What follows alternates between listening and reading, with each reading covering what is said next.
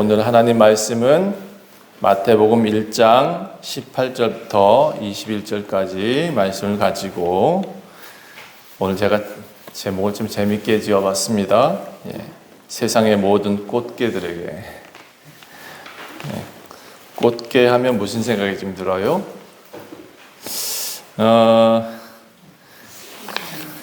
세상의 모든 꽃게들에게. 꽃게 보신 적 있어요? 꽃게. 혹시 좋아해요?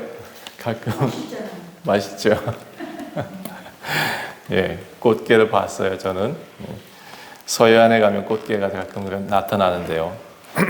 이 꽃게들 보면 뭐 아주 큰 개는 아니죠. 서해안에 있는 꽃게들은 작은 꽃게들인데 바다에 사는 꽃게나 민물에 사는 참게나 모두 옆으로 걸어요. 그렇죠? 개들이 앞으로 걷는 거 보신 분? 있어요. 앞으로 살살 걷는 개가 있어요. 밤개라는 개가 있는데 그 개 외에는 전부 다 다수의 종류의 개는 다 옆으로 걸어요. 예, 개들 제가 보고 참 어릴 적에 참 답답해 보였던 모양이에요. 이런 말 한 적이 있었던 것 같아요. 꽃게야, 너 앞으로 좀 걸어. 앞으로 가면 편해. 이렇게 얘기를 했어요.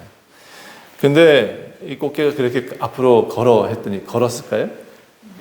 안, 여전히 옆으로 걷고 있어요. 훈련을 시켜봤죠, 그죠?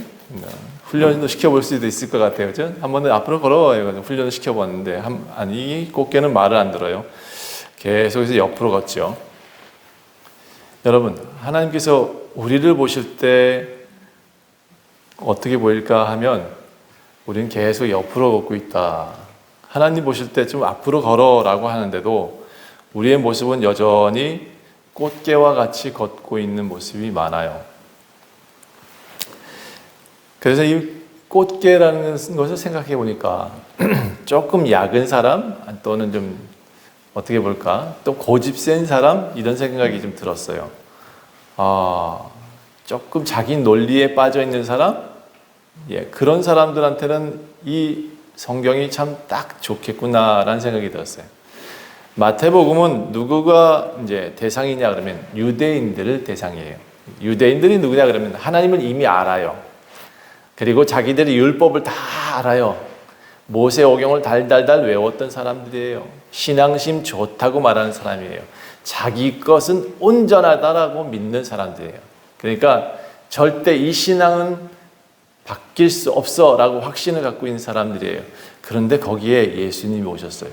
예수님이 와가지고 원래 하나님 뜻은 이거야 라고 가르쳐 줬을 때 사람들 머릿속에 꽉 박혀있는 그 사람들의 머릿속에서 예수님이 들어갈 수 있었을까요? 다시 조금 쉽게 현대인으로 표현할게요. 우리 현대인들은 지식이 많죠? 네, 머릿속에 꽉 차 있어요. 아주 논리적이죠. 과학적이죠. 모든 것을 다 아는 것처럼 살아요. 그렇죠?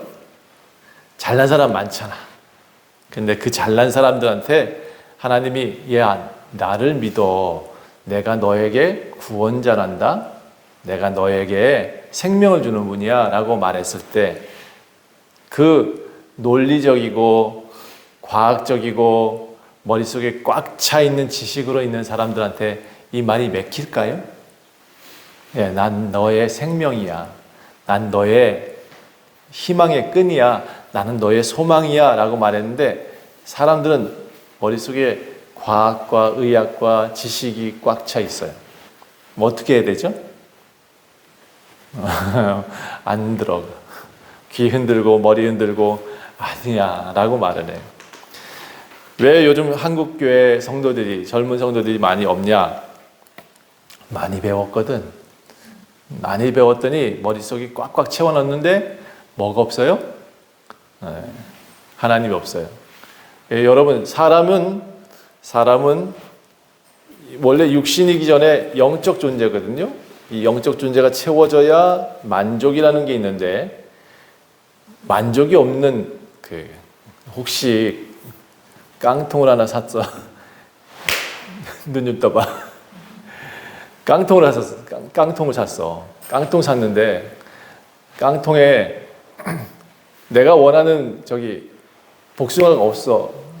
복숭아 제가 깡통을 참 옛날에 좀 많이 먹었던 것 같아요. 근데 복숭아가 없어. 그럼 어떻게 돼요? 샀는데 허당이네. 되게 실망감이 많겠죠, 그렇죠? 내가 원하는 샌드위치를 샀는데 샌드위치에 계란이 없네. 그럼 어떻게 돼? 햄이 없어. 되게 실망스러울 것 같아요, 그렇죠? 우리 사람을 만드셨는데 하나님이 사람 안에 하나님이 안 거하신다. 그러면 계란에 노른자가 빠진 거와 똑같은 거예요. 그런데 사람들은 거기에 뭐라고 표현하면 나는 완전해, 나는 만족해, 나는 다 채워졌어 라고 말을 해요. 특히나 이 유대인들은 그랬어요. 자기가 배운 하나님이 다 있어. 그 안에 모든 것이 다 율법이 다 있어. 머릿속에 꽉 차 있어. 그랬더니 예수님이 왔는데 예수님을 안 받아들여요. 그래서 마태복음이 필요했어요. 마태복음은 누구를 대상으로 하느냐? 따라합시다. 유대인, 기독교인. 예, 난 예수님 그리스도인이야 라고 예수님 믿어라고 말하면서도 계속 머릿속에 하나님을 안 채우고 지식이 가득한 사람들, 그들을 위해서 마태복음이 쓰여져 있어요. 옛날에 사람들은 정확한 나침판이 없었죠. 옛날 사람들은 해와 달을 보고 걸었어요. 저기가 북쪽, 여기가 남쪽, 이렇게 하면서 그쪽 내가 가야 될 방향 이쪽이 하고 걸었어요. 그러다 보니까 앞에 갑자기 산이 팍 나타나 버려. 그럼 어떻게 해요? 와, 이건 못 건너가. 그럼 돌아가죠, 그렇죠? 예, 그래도 그 별과 해가 그래도 지침이 돼서 걸어가긴 했지만 만약에 여러분 나침반하고 지도가 있었으면 어땠을까요? 처음부터 그 산으로 안 갔겠죠, 그렇죠? 많은 사람들이 그 산으로 가고 있는 이유가 뭐냐면 내가 분명히 방향은 맞다고 생각했는데 해와 달은 보여서 그곳을 갔다고 생각했는데 맨날 앞에 큰 산이 떡 버텨 있잖아요, 그렇죠? 우리도 인생 살다 보면 뭔가 가고 있는데 항상 가는 것 형통할 줄 알았는데 갑자기 도로가 아니라 산이 콱 막고 있을 때가 있어요. 그게 왜 그러냐 그러면 우리 해와 달만 알고 있기 때문에 그래요. 유대인 사람들이 잘못 알고 있었던 부분이 그거예요.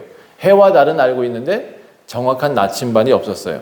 그래서 이 신약이 뭐냐? 신약은 나침반하고 지도다 또는 내비게이션이다 라고 생각하면 돼요. 요즘 현대인들은 내비게이션 없으면 집을 못 찾아가죠. 나는 집을 못 찾는데 여러분 집을 잘 찾나 보네. 난 내비게이션 없으면 집을 못 쫓아와. 어디 갔다가 내비게이션을 못 찾으면 이거 그때부터 이제 머릿속 쥐가 나요. 막 어떻게 가야 될지 몰라요. 집을 못 찾아. 요즘 이 신약 성경은 내비게이션 같아서 아주 자세하게 인생의 삶에 그 다음에 사람에 대한 설명이 잘 나와 있어요. 내가 어떻게 잘 살고 싶으면 성경책을 읽어봐야 돼요. 내가 사람과의 관계를 잘 알고 싶으면 성경책을 넘겨야 돼요. 내가 성공하고 싶으면 여기 아이디어도 있어요. 어떤 사람이 이 아이디어 가지고 구약 성경에 있는 창세기의 내용을 가지고 생식 만들었잖아. 황성수 생식, 황정 이름 모르겠다. 황성주 생식 이름. 구약의 논리 가지고 만들었어요. 153이라고 들어봤어요? 153 모나미 볼펜. 이게 어디서 나온 얘기일까요? 성경책에 나왔어요. 예수님이 제자들한테, 어부들한테, 야 저기 던져봐, 그물 던져봐. 하루 종일 못 잡았어요. 던져봐. 그랬더니 던졌더니 물고기 153마리 나왔다. 그렇게 나와서 그 153을 가지고 모나미 볼펜을 만들었대요. 여러분 모나미 볼펜 한 번은 다 써봤죠? 예수님 믿는 기업이래요. 아무튼 이렇게 모든 아이디어가 여기 성경에 있어요. 그러니까 모든 인생에 잘 되고 싶은 사람들은 이 성경책을 꼭 한 번씩은 필독을 해야 돼요. 그리고 이 성경에서 인생을 찾고 싶거든, 방향을 찾고 싶거든, 여기 성경책 꼭 읽어봐요. 구약은 해와 달이 지침이었지만 이 해와 달이 자주 변덕을 일으키잖아요. 구름이 가리면 그걸 못 쫓아가요. 그러니까 찾을 수가 없어. 근데 구약에 있는 사람들은 많이 이 구름에 가려서 살았던 것 같아요. 항상 방향을 좀 잃었어요. 구약보다 더 확실하게 이제 방향을 제시하신 분이 나타나셨는데 이 신약의 주인공이죠. 예수님. 이 예수님은 어떻게 보면 우리가 알고 있는 더 내비게이션보다 더 확실한 분이세요. 이분은 절대 틀리는 법이 없어요. 신약의 마태복음은 누구를 위해 쓰여졌느냐? 따라합시다. 나를 위해서 쓰여졌습니다. 모든 성경이 나를 위해 쓰여져 있지만 이 신약 성경은 특히나 내가 지금 어떻게 살고 있고 누구를 믿어야 되고 누가 나를 채워야 되고 누가 나를 행복하게 해주느냐 그것을 정확히 알려주고 있어요. 자, 하나님을 아는 사람들 그렇지만 또 특히나 마태복음은 기독교인입니다 라고 말하는 사람들이 꼭 읽어야 돼요. 머리에 유대인입니다 라고 믿는 사람들, 나 하나님을 알고 있어 라고 말하는 사람들, 특히나 구약의 율법에 꽉 차 있는 사람들은 더더욱 하나님을 찾아야 되는데 못 찾고 있다. 메시아가 누구야? 나의 인생의 메시아, 내가 가야 될 길, 그 길을 분명히 알려주시는 분이 메시아예요. 자, 이스라엘 사람들한테 현대 지금 저기 이스라엘 팔레스타인하고 맨날 싸우고 있는 사람들, 거기다가 이 신약책 성경을 딱 들이대면 어떻게 될까요? 거기는 이 마태복음, 요한복음, 신약 성경들 전체가 다 금기서예요. 금기라는 건 뭐예요? 못 읽지 못하게 만들었어요. 왜냐하면 마태복음 첫 구절 한번 봐요, 여러분. 1절에 뭐라고 나와 있죠? 한번 읽어봐요. 시작. 네. 근데 예수 그리스도의 계보인데 아브라함이 나오고 다윗이 나와요. 유대인들한테 이 얘기는 뭐냐면 자기들은 다윗의 족속이요, 왕 같은 다윗의 족속이요, 그 다음에 자기는 선민이요라고 알고 있는데 거기에 이 계보 중에 예수 그리스도가 계보의 주인공이라네. 그러니까 뭔 얘기냐면 머릿속에 꽉꽉 율법으로 가르쳐 있는 사람들한테 예수님이 주인이다라고 탁 첫 구절부터 말을 해요. 그러니까 옛날 사람들일수록 족보에 더 예민하잖아요. 여러분 혹시 집에 족보 있어요? 집에 족보 하나씩 다 있어요. 그렇죠? 근데 그 족보를 보게 되면 옛날에 누구 다 그걸 쓰고 있고 나는 그 집에 누구 몇 대 손이야 이렇게 얘기를 하잖아요. 그렇죠? 그게 족보가 굉장히 유명한 아주 나를 꽉 들여서 찾고 있는 사람들, 그게 유대인들이에요. 유대인들은 그 족보 때문에 살고 죽고 해요.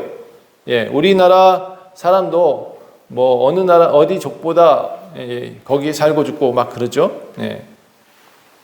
이 족보에 아주 민감했던 유대인들 누구 집 장손이래, 뼈대 있는 집안이다, 이게 굉장히 중요했는데 그 집안의 가장 뼈대가 누구냐? 예수다 라고 말해보니까 유대인들은 확 머리가 돌아버렸어요. 이 사람들이 꽃게예요. 이 사람들이 아주 고지식한 사람들이에요. 아주 고지식한 사람들은 이 성경을 좀 읽어야 돼. 자기가 논리적이라고 생각하는 사람도 이 성경책을 읽어야 돼요.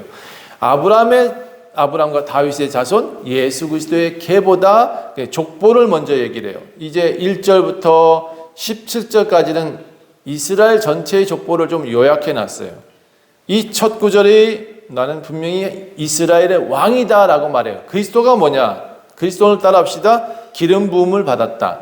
기름 부음을 받았다. 그리스도는 왕을 가리켜요.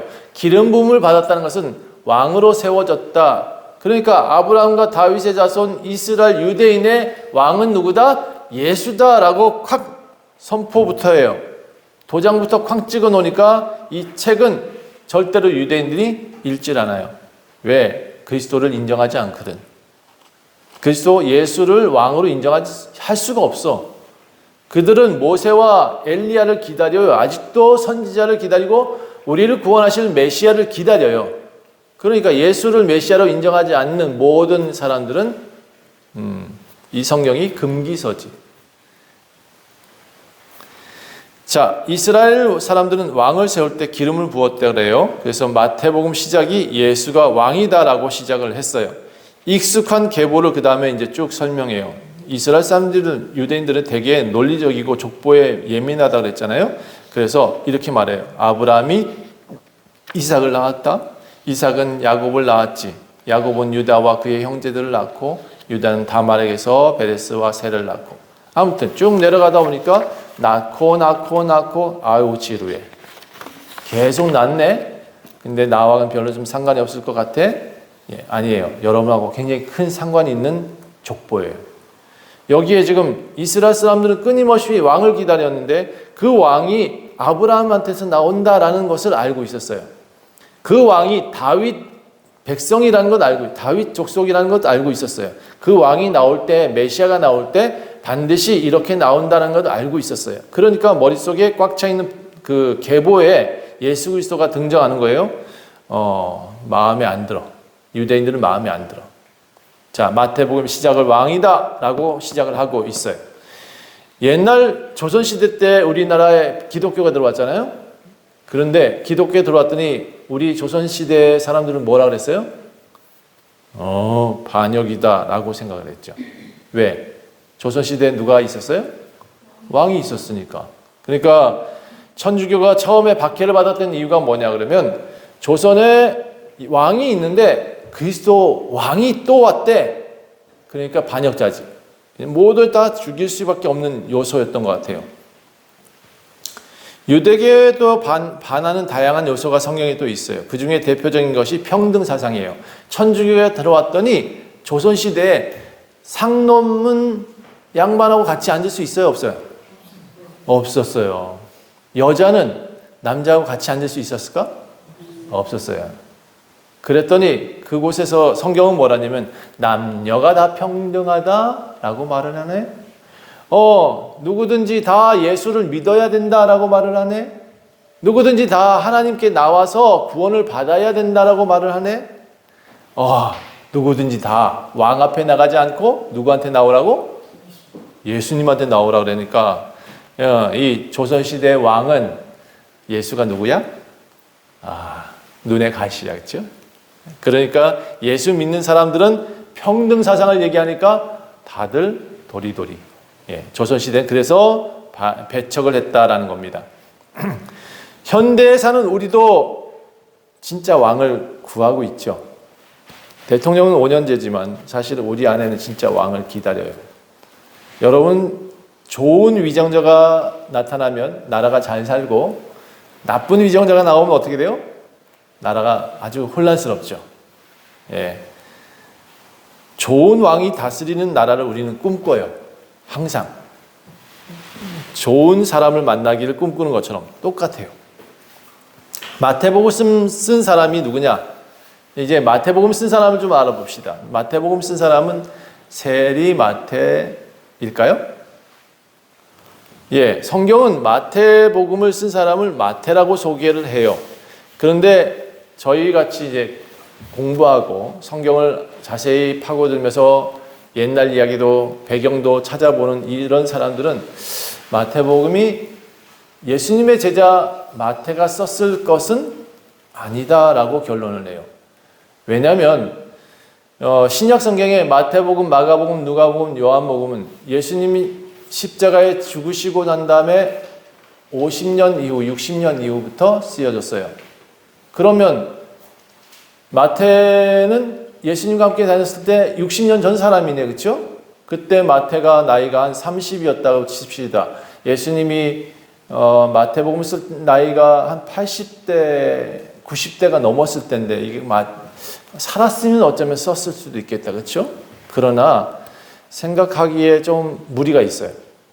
그래서 마태복음을 쓴 사람이 누구냐? 마태를 통해서 배운 사람들 중에 지식층들이 마태 이름으로 이 마태복음을 기록했다. 사실은 그렇게 해야 맞는 말이에요.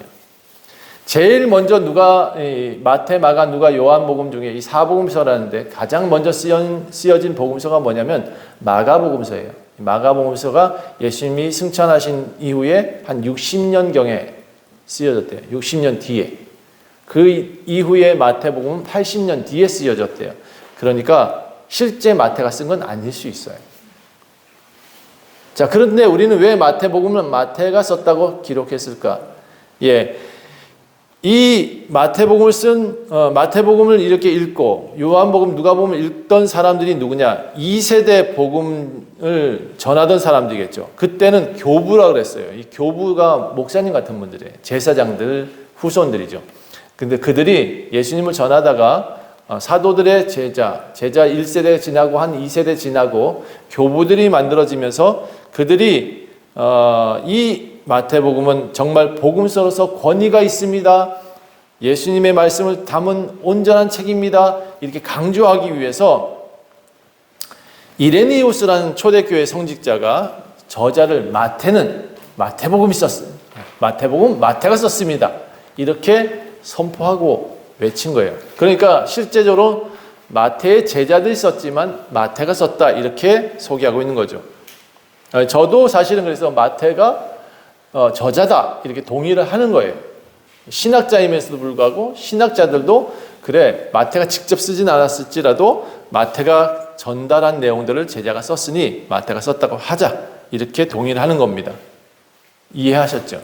그러니까 실제 성경은 대다수 사도 바울의 서신서 외에는 마태복음에, 누가복음에, 요한복음에 이 모든 것은 그 이름이 정하고 있는 사람이 쓴 게 아니라 그의 제자들이 썼다라는 것을 기억해 주셔야 돼요. 자, 그래야 정확한 복음, 성경을 이해하는 데 도움이 될 것 같아서 부원합니다. 2절 보세요. 이제 아브라함이 이삭을 낳고 이삭은 야곱을 낳고 뭐 어쨌든 쭉쭉 낳고 다윗 왕까지 나와요. 그러게 이제 다윗 왕을 낳았다. 여기가 14대래요. 14대의 사람을 기록해 놨어요. 그 다음에 보면 다윗은 솔로몬을 낳고 솔로몬은 르보암을 낳고 또 다윗 이후에 쭉쭉 내려와서 14대까지 기록하고 있어요. 14대라. 뭔가 이상하게 딱딱 떨어지는 게 좀 이상하지 않아요? 예. 그리고 바벨론 이후에 시대가 또 나와요. 이스라엘 역사를 통해서 계보가 나오는데 이 계보도 14대래요. 바벨론부터 마지막까지 지금 나오고 있는 야곱까지가 14대다라고 되어 있어요. 요셉까지가. 그런데 좀 이상하잖아요. 예, 여기는 실제 계보가 아니에요. 짜맞춤 계보예요.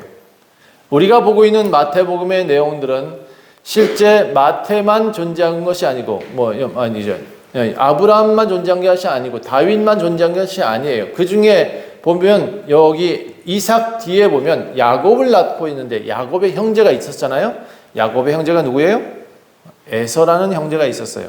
근데 그 형제의 이름은 빠졌어요. 그리고 또 밑에 봅시다. 유다는 다말에게서 베레스와 셀을 낳았다. 유다, 다말. 사실 이 다말의 이야기를 설교자가 얘기하기가 되게 민망해요. 왜? 다말은 유다의 며느리거든요. 이건 스토리를 얘기하면 좀 길긴 한데, 아무튼 아들이 셋이 있었는데, 아들을 낳고, 다말이 첫째 아들하고 결혼했는데, 애가 없이 죽었대. 아무튼 셋째도 그렇게 애 없이 죽었어. 둘째도 죽어버렸어. 셋째를 줄 수가 없잖아요. 그래서 유다가 셋째를 감춰버려요. 그리고 다말을 혼자 살게 만드는데 다말의 입장에서는 자기가 그 집에 들어갔으니까 씨를 봐야 돼. 그래서 시아버지를 속여서 그와 동침했다. 이런 얘기야. 하기가 좀 껄끄러워. 그런데 이 다말이 족보에 들어가요. 족보에.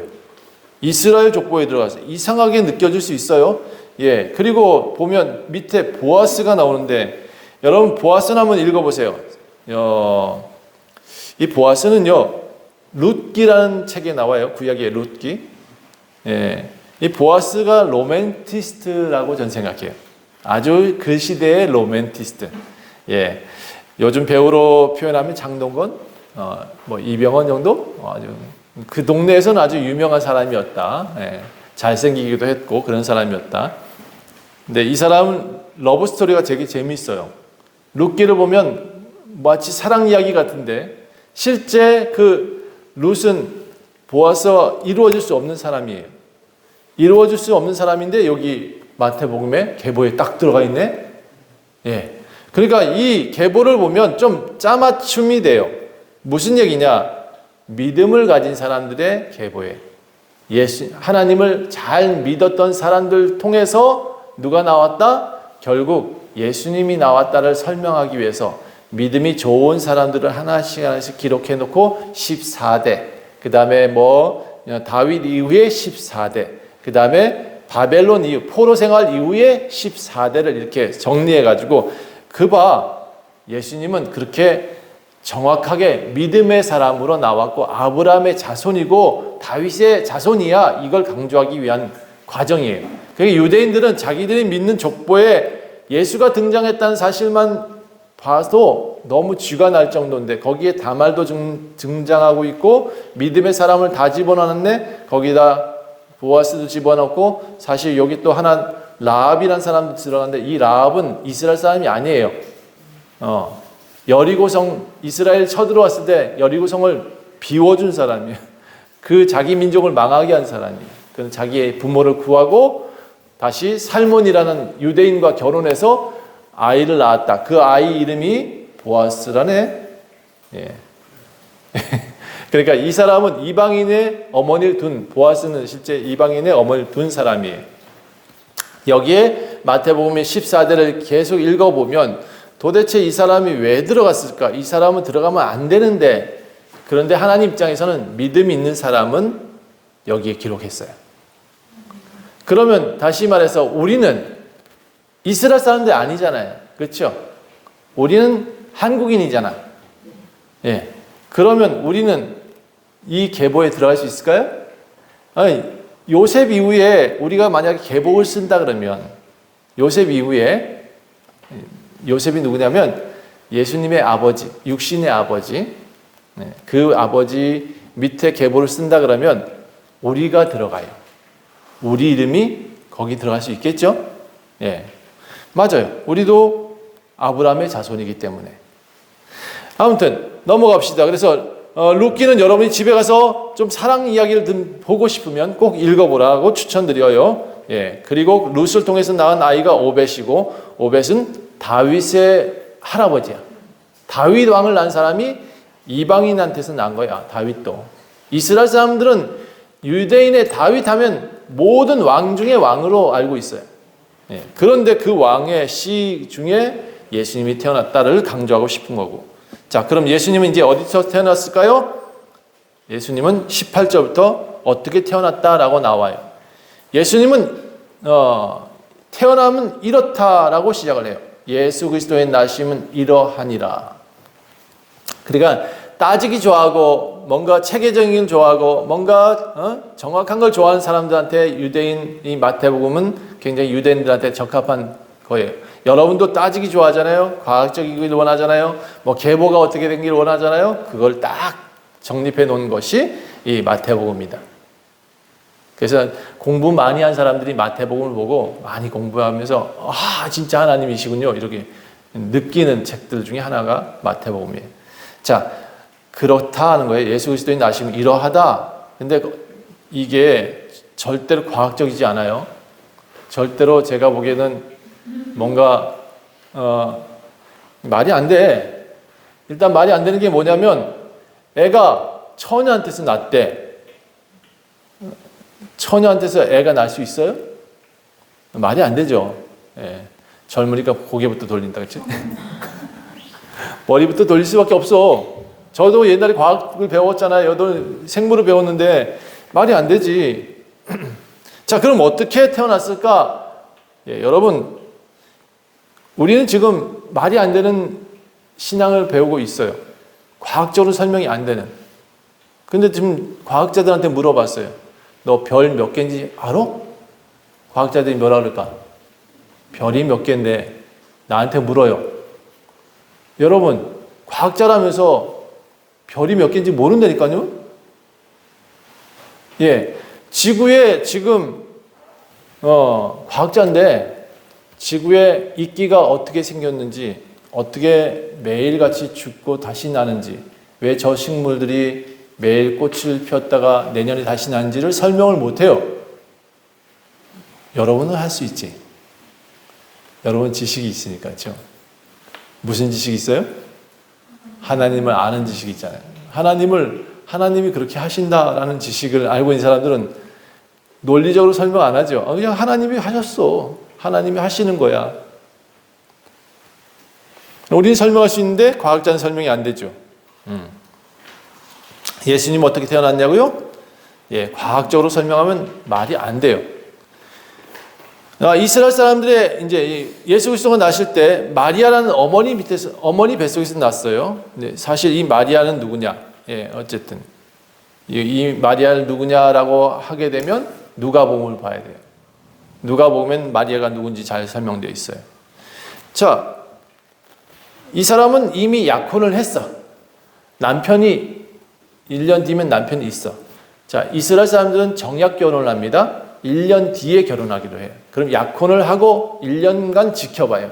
저 여인이 내 여인이야 라고 1년간 뱅뱅뱅뱅 돌아다녀요.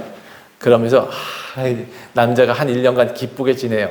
아름다운 여인이 내 아내가 될 거야 하는 기쁨이 있어요. 그 다음에 1년간 그 남편을 보면서 쳐다봐요. 저 사람이 참 이제 내 남편이 될 거야 라는 그런 기대감으로 아내가 신부가 1년을 기다려. 1년을. 그 주변에서 뱅뱅뱅 맴돌면서. 그런데 이 정약 결혼 중에서도 그들을 서로 알아갈 수 있도록 1년을 주었어요. 그리고 딱 한 가지 약속을 하게 했어요. 너희들 결혼 전까지 순결해라. 정결하라. 근데 여기 보니까 천지개벽할 일이 생겼네요. 예, 마리아가 동거하기 전에 아이를 가졌대 글쎄. 예, 이게 소문나면 어떻게 돼요? 예, 이스라엘 사람들, 지금도 팔레스타인 사람들은 부모가 허락하지 않는 결혼하면 돌로 맞아 죽어요. 돌에 쳐맞아 죽어. 자기 오빠부터 돌을 던져서 그 여인을 죽여버려요. 그 남자를 죽여버려요. 근데 이때도 그랬어요. 어디 가서 애를 배웠대. 그럼 죽어야 돼. 그래서 어떻게 했냐. 이 요셉이 그 소식을 듣고 몰래 숨겨서 끊으려고 그랬어. 아이고, 나 이제 파혼하려고 그랬어. 그런데 갑자기 그 밤에, 그렇게 마음 먹고 있는 밤에 뭐가 나타났어요. 그 주의 사자라는 분이 나타나서. 그리고는 한다는 것이 얘기를 하기를 그 아이는 말이야. 맞아. 너 씨는 아니야. 그런데 이 마리아한테서 나는 이 아이는 하나님이 그에게 씨를 부어주셨어. 그래서 씨가 하나님 씨야. 어쨌든 그러니까 너는 받아들여. 이렇게 말을 했어요. 그러니까 요셉의 입장에서는 하나님이 하셨다 그러는데 어떻게 해요? 아멘 할 수밖에 없었어요. 그래서 그 아이를 태어날 수 있도록 데리고 와요.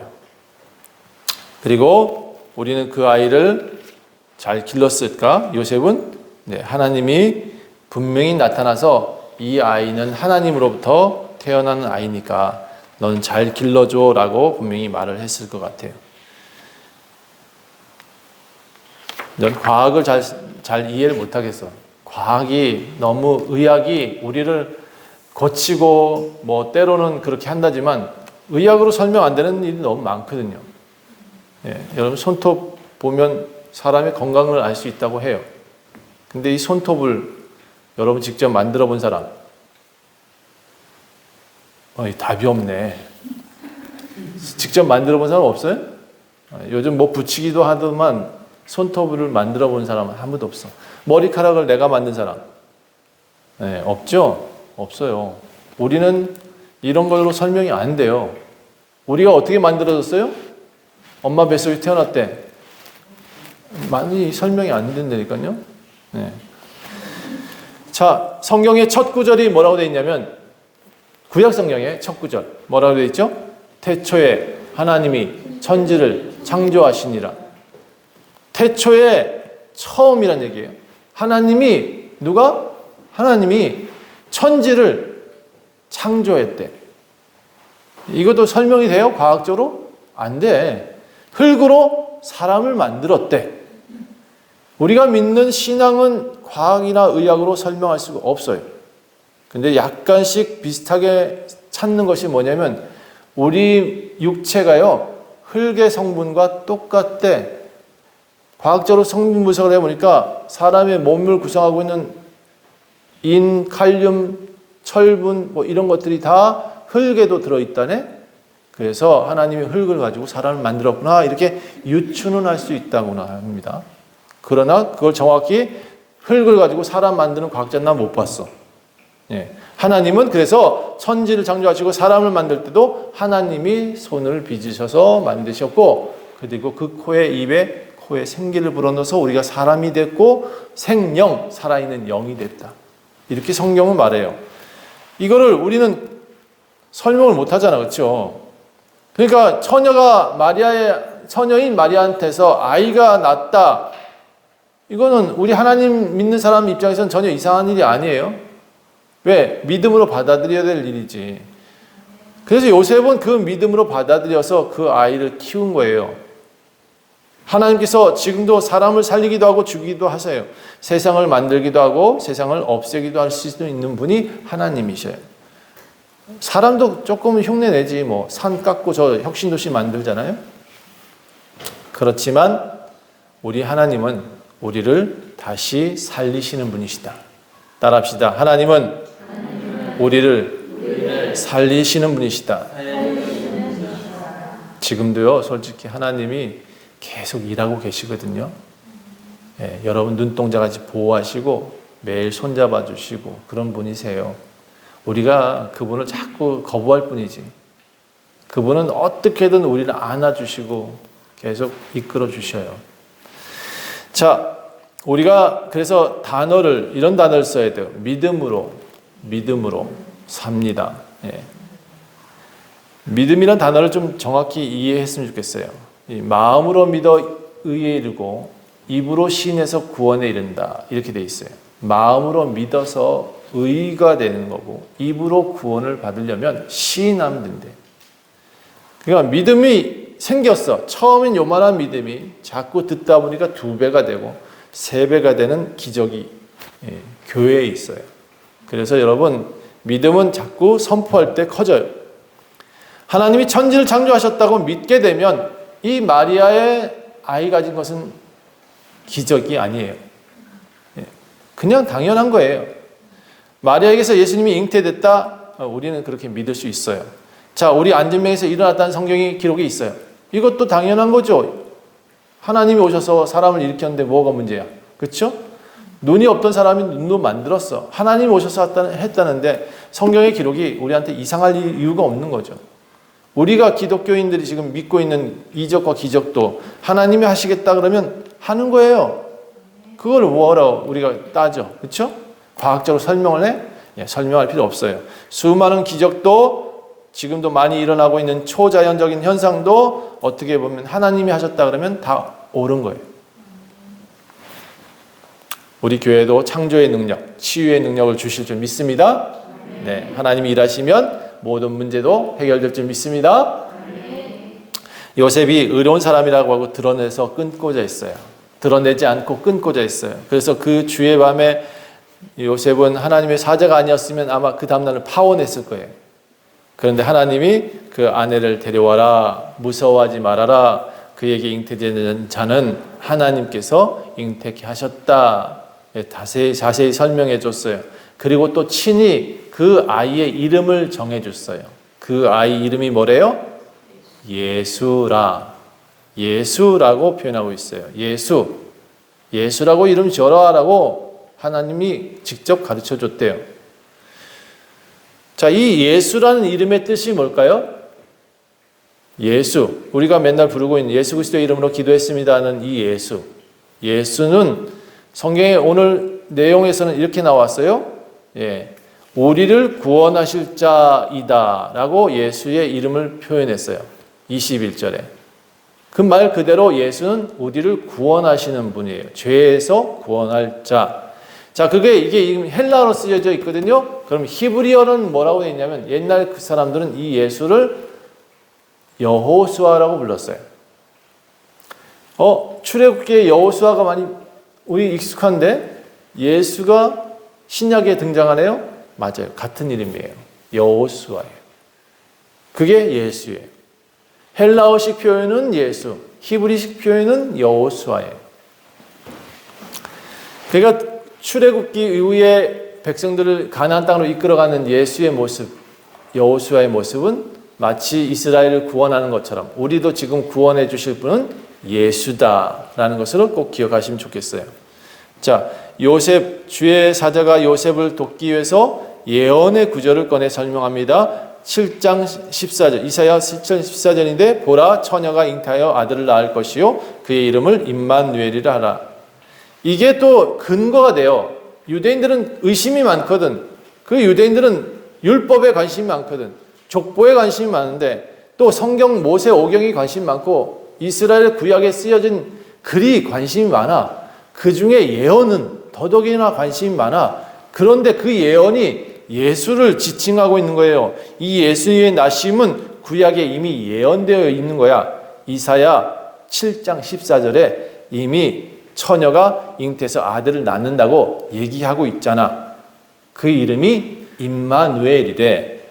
예, 임마누엘이래. 우리와 하나님이 함께 하신다라는 뜻이 여기에 딱 박혀 있잖아. 그러니까 너희도 예수님을 믿어야 돼. 이게 지금 마태복음의 논리예요. 그러니까 많이 따지고 공부하던 사람들은 마태복음을 보면서 자기들이 족보를 막 뒤져가다 보니까 결국 예수님을 거기서 찾아요. 자, 이걸 진짜 한 사람이 있었어요. 미국의 어떤 사람이 아내가 교회에 빠지니까 원래 이 사람이 기자였는데 내가 아내를 구원해야지. 내가 아내를 살려내야겠어. 저렇게 종교에 빠져서 살면 안 돼. 그래서 그 예수를 연구하기 시작했대. 구약을 막 쫓아가서 연구하고 의학적인 사람들 막 연구하고 막 그랬더니 결국 이 기자가 아내를 교회에서 구원해냈을까요? 건져냈을까요? 어떻게 됐을까? 본인이 쏙 빠져가지고 목사가 돼버렸어요. 나중에 그 아내보다 더 예수를 증거할 수밖에 없는, 당연히 하나님은 예수님은 당연히 하나님의 아들 예수님, 우리의 구원자십니다라고 선포하고 다녔어요. 예. 여러분, 우리가 파면 팔수록 예수는 드러난다. 파면 파봐. 할 수 있는 사람 파봐. 열심히 파서 예수를 찾을 수 있으면 저는 그렇게라도 하고 싶어요. 예. 똑똑하다 그러면 똑똑한 대로 한번 파봐요. 의학적으로 한번 파봐요. 예. 예수가 흙에서 우리 사람 만드셨대. 창조하셨대. 한번 파봐요. 우리 저 지층을 보면 땅이 막 이상하게 구분돼 가서 보면 이게 여기 있으면 안 되는데, 지질학자가 그래요. 여기 있으면 안 되는데, 이게 몇만 전에 있었다면 이렇게 나오면 안 되는데 하는 지질 구조가 되게 많거든요. 그런데도 지질학자의 얘기는 우리는 몇십만 년, 몇백만 년 살았다고 얘기를 하잖아요. 잘 모르겠어요. 성경은 6,000년 정도를 얘기를 해요. 사람이 산 정도를. 그런데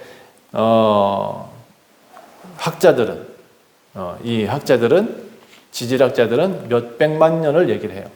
이게 충돌이 생기잖아요. 이해 충돌이 생겨요. 같은 사람이 믿는 지식이 달라요. 그런데 하나님이 하셨다 그러면 전 한번 다 노아의 홍수 때 보면 싹 뒤집었거든요. 예, 그렇게 뒤집고 새로운 나라를 만들어서 그런 구조를 보면서 그 노아의 홍수 때의 지질 구조를 지질학자들은 이게 만약에 노아의 홍수가 아니면 설명하기 어려워요 라고 말하는 그런 내용도 있더라. 여러분, 이건 제가 지금 여러분한테 그냥 이해를 얻기 위해서 하는 얘기예요. 정말 따지고 싶어요? 그러면 성경 마태복음부터 읽어봐요. 내가 논리적이에요? 그럼 더 마태복음의 그 족보를 한번 따져봐요. 그러면 예수님 발견할 수 있어요. 예수님이 나심에 대한 또 다른 근거가 이미 구약이 예언하고 있다고. 그래서 이스라엘 사람들은 또 그랬어요. 믿어야겠구나. 아침에 일어나서 주의 말씀대로 사자대로 이제 이 요셉이 아내를 데려와요. 요셉은 아들을 낳기까지 성경에 뭐라고 돼 있어요? 동침하지 아니하였다라고 돼 있어요. 아들을 낳고 난 다음에 주의 말씀대로 그 아이 이름을 예수, 히브리어로는 여호수아라고 지었다.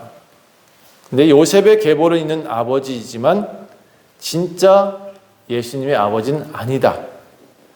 이건 기억하셔야 돼요. 육신의 입양한 아버지는 아버지지. 예수님을 요셉의 입장에서는 입양해서 키운 거죠. 그런데 진짜 예수님의 아버지는 누구예요? 하나님이 아버지시죠. 마태복음 1장은 우리에게 이 믿음의 계보를 이어가라고 말하고 있어요. 조금 논리적이고 싶어. 나는 과학적이고 싶어. 나는 분석을 잘하고 싶어. 그런 사람도 이 마태복음을 보면서 머리가 깨어져요. 제가 앞에 꽃게 얘기를 했죠. 꽃게를 사면 제일 먼저 뭘 해야 되는지 아십니까? 열심히 씻어야겠지. 먹으려면.